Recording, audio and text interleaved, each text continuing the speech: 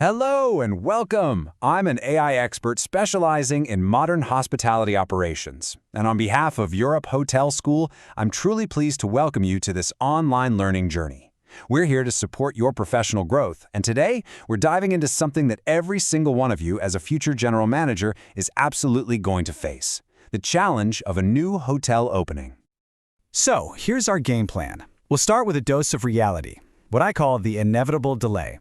Then we'll get right into the solution, the GM's Plan B. We'll break that down into 3 crucial pillars of protection and wrap up by looking at the huge payoff you get from thinking ahead. Ready? Let's get started. All right, first things first. In any major project, especially a hotel opening, you have to prepare for reality, not for a perfect world. It's about getting ready for what's almost certainly coming your way. I want you to really let this sink in, because it's more than just a quote, it's a mindset. You see, an unprepared manager is hoping for a perfect on-time opening, but a truly effective leader, they accept this as a fact of life. And making that mental shift from just being optimistic to being realistically prepared, well, that's the real first step to managing risk. And what causes these delays? Oh, it can be just about anything. We call them showstoppers. Just imagine, all of your beautiful, custom-made furniture for the guest rooms is stuck on a cargo ship somewhere in the ocean. Or maybe a local labor strike brings all construction to a screeching halt. It could even be something you can't see, like a problem with the foundation deep underground. Believe me, these aren't just possibilities. These are the real-world headaches GMs deal with all the time. So when you know these problems are practically inevitable, what does a great leader do? You don't just sit back and wait to react. You get ahead of it. You prepare. This is where we stop just talking about the problem and start actively planning to solve it. And that's really all risk management is. It's the art of having a plan B.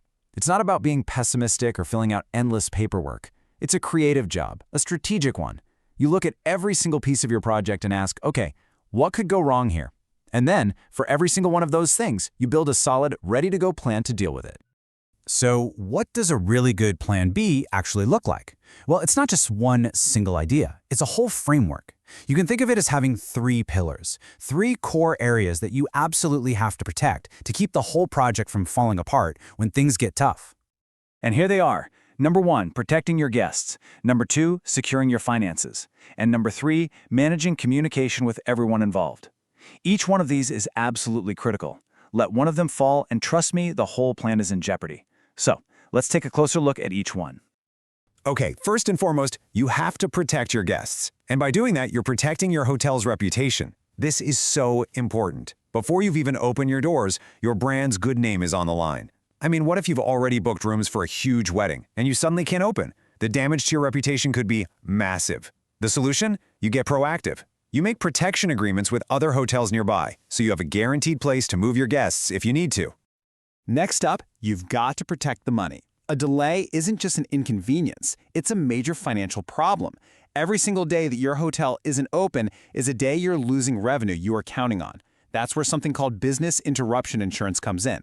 It's not your standard insurance policy. It is specifically designed to cover that lost income and make sure the business stays afloat until you can finally open the doors. And the final pillar, which might just be the most important, is trust. When a delay happens, silence is your absolute worst enemy. A great GM gets out in front of the story. You have to lead a clear, honest, and proactive communication plan. That means keeping the owners in the loop, managing what the media says, and being totally transparent with the staff you've already hired. When you control the narrative, you stop rumors, and you keep the trust of everyone who has a stake in your hotel's success.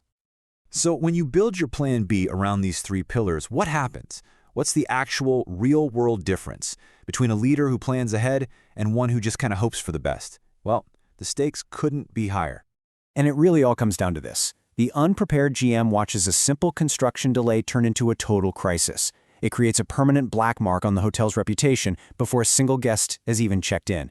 But the proactive GM, they use their Plan B to manage the whole situation. The guests, the money, the communication.